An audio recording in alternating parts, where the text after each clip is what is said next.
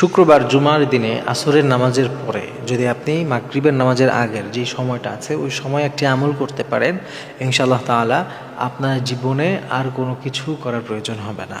আল্লাহ তাআলা সব কিছু আপনাকে ওই সময় দিতে পারেন যদি একটি মাত্র আমল করেন।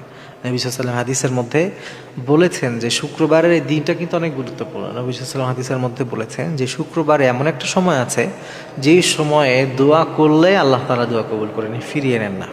আর অধিকাংশ মুফাসসিররা এই ব্যাপারে একমত হয়েছেন যে নবীজি যে বিশেষ মুহূর্তের কথা বলেছেন জুমার দিনে, যে সময় দোয়া করলে আল্লাহ কবুল করেন, দোয়া ফিরিয়ে নেন না, হাত ফিরায় নেন না, হাত খালি হাতে ফিরিয়ে দিন না, ওই সময়টা হচ্ছে আসরের সময়।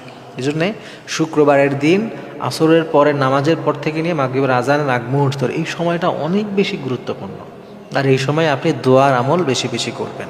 আপনার যত সমস্যা, আপনার যত চাওয়া পাওয়া, যত নেক আশা, ইচ্ছা, স্বপ্ন সব কিছু আল্লাহর কাছ থেকে এই সময়টায় চেয়ে নেবেন। আপনি দোয়া করার জন্য যে অনেক আয়োজন করতে হয় ব্যাপারটা কিন্তু এমনও না। আপনি চাইলে আপনার কোনো কাজ আছে, আপনি কোথাও যাচ্ছেন, আপনি মনে মনে আল্লাহর কাছে কায়ে মনোবাক্যে দোয়া করলেন, মনে মনে আল্লাহর কাছে খুব কোমলভাবে, খুব আবেগ নিয়ে আপনি দোয়া করতে থাকলেন।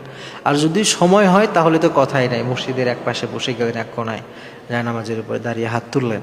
আপনি বাসা বাড়িতে মহিলারা আছেন, মা বোনরা আছেন, যদি সময় থাকে একেবারে জায়নামাজে সিজদায় লুটিয়ে পড়লেন, ওইটা তো একটা বিষয় আছে। আর এর পাশাপাশি আপনি দোয়া করবেন। দেখেন, মনে রাখবেন যে আপনি যত কিছুই করেন না কেন, আমি যতই চেষ্টা করি, যতই ট্রাই করি, যদি আল্লাহ তাআলা না দেন, যদি আল্লাহ কবুল না করেন, আল্লাহ যদি তৌফিক না দেন, জীবনে ওইটা আমার দ্বারা পাওয়া সম্ভব না। এটা সম্ভবই না, কারণ আমরা জাস্ট হয়তো একটু চেষ্টা করতে পারি, তাও আল্লাহ যদি তৌফিক দেন তবে। আর এই চেষ্টার কি রেজাল্ট আসবে এটা পূর্ণ আল্লাহর হাতে। অনেক সময় দেখা যায় যে অনেক মানুষ আছে খুব সামান্য স্ট্রাগল করে, সামান্য একটু চেষ্টা করে, এতেই আল্লাহ অনেক ভরপুর তাকে দেয়। আবার অনেকেই আছে প্রচুর খাটাখাটনি করে, এরপরেও তার কিছু হচ্ছে না। এটার মূল কারণ হচ্ছে সব কিছু আল্লাহর হাতে।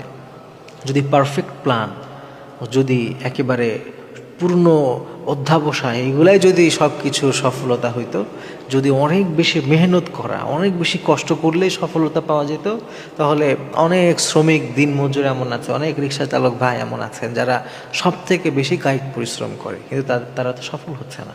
এই ব্যাপারগুলো আল্লাহর হাতে। এই জন্যে আমাদের কাজ হচ্ছে আল্লাহর কাছ থেকে চেয়ে নেওয়া, কবুল করে নেওয়া। এই জন্য আপনি জুম্মার দিন আসরের নামাজের পরে এই সময়টাকে গুরুত্বপূর্ণ মনে করে আপনি দোয়া করবেন। মনে করেন কোনো একজন ধনাঢ্য ব্যক্তি বা কেউ এমন পাওয়ারফুল যে তার কাছে অনেক কিছু আছে, তার কাছে কিছু চাইলে সে যদি ইচ্ছা করে দিলে আপনার অনেক উপকার। এই মানুষ যদি আপনাকে অফার করে যে আচ্ছা তুমি আর কি কি প্রয়োজন আছে আমাকে বইলো, আমি তোমাকে এটা দিব ইনশাআল্লাহ, তো আমরা মানুষেরা কিন্তু দেখবেন হুমড়ি খেয়ে পড়বো তার পিছনে, তাকে যতভাবে তোষামত করা যায়, যত কিছু করা যায়, এরপরেও আমরা তার কাছে চাইবো যাতে করে সে ওই কাজটা করে দেয়। অথচ সব ক্ষমতার ক্ষমতাবান যিনি, সব দাতার দাতা যিনি, সব রাজার রাজা যিনি, সে আল্লাহ তাআলা যখন আমাদের এমন চমৎকার একটা অফার দিয়েছেন নবীজির মাধ্যমে, সেটা কেন আমরা গ্রহণ করব না?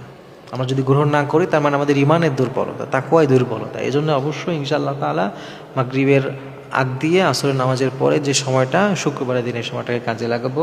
আমরা দোয়া দরুদ এবং ইবাদতের মাধ্যমে ওই সময়টাতে আমার যা কিছু প্রয়োজন, যা কিছু সমস্যা, সব সমস্যার সমাধান, সব চাওয়া পাওয়া আল্লাহর কাছ থেকে ইনশাআল্লাহ চেয়ে নেব।